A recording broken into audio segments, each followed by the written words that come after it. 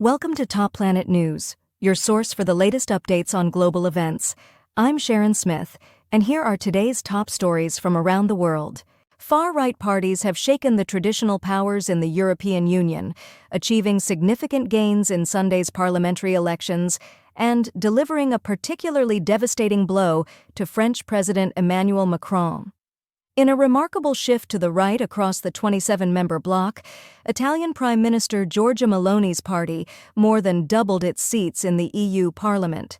Despite facing scandals involving its candidates, Germany's far-right Alternative for Germany, AfD party rallied enough support to surpass the struggling Social Democrats of Chancellor Olaf Scholz.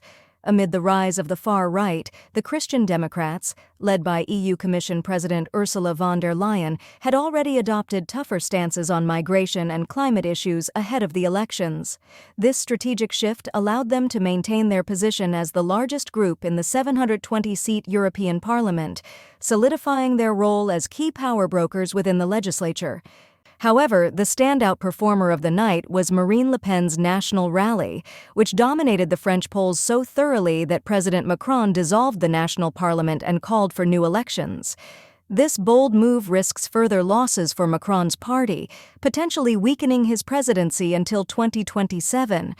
Marine Le Pen welcomed the challenge, declaring, "We're ready to turn the country around, ready to defend the interests of the French, ready to put an end to mass immigration." Her national rally secured over 30% of the vote, nearly double that of Macron's centrist Renew party, which is projected to win less than 15%.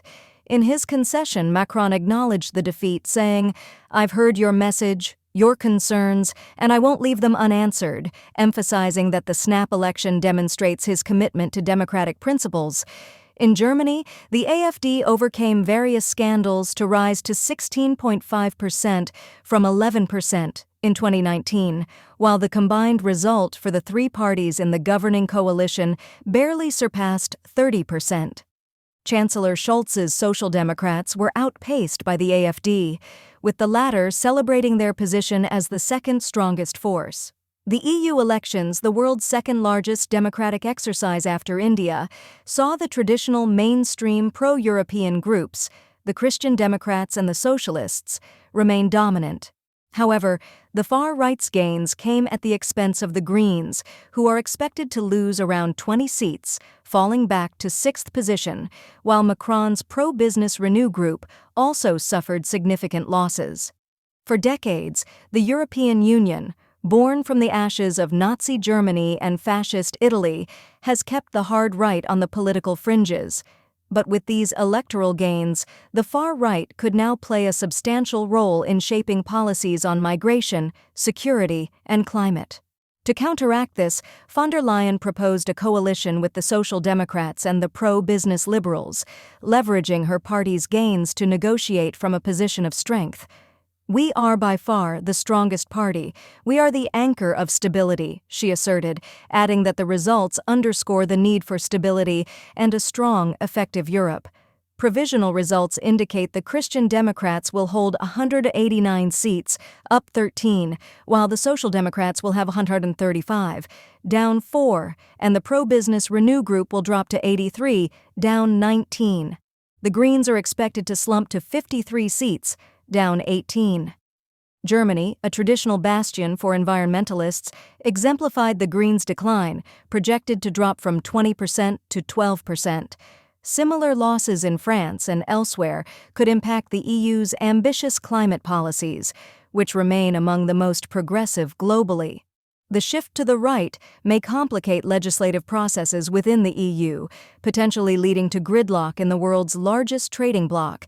EU lawmakers who serve 5-year terms influence financial regulations, climate and agricultural policies, and approve the EU budget, which funds infrastructure projects, farm subsidies, and aid to Ukraine. They also have veto power over EU Commission appointments. These elections occur at a challenging time for voter confidence within the 450 million-strong bloc, which has faced a pandemic, economic downturn, and energy crisis due to Europe's largest land conflict since World War II. Campaigning often centers on national issues rather than broader European concerns. Since the 2019 EU elections, populist or far-right parties now govern in Hungary, Slovakia, and Italy, and participate in ruling coalitions in Sweden, Finland, and soon, the Netherlands. Polls suggest populist advantages in France, Belgium, Austria, and Italy. Hungarian Prime Minister Viktor Orbán, leading a nationalist and anti-migrant government, summed up the sentiment saying, "Right is good. To go right is always good. Go right." That wraps up today's edition of Top Planet News. Stay informed, stay connected, and join us again tomorrow for more breaking news. I'm Sharon Smith. Thank you for watching.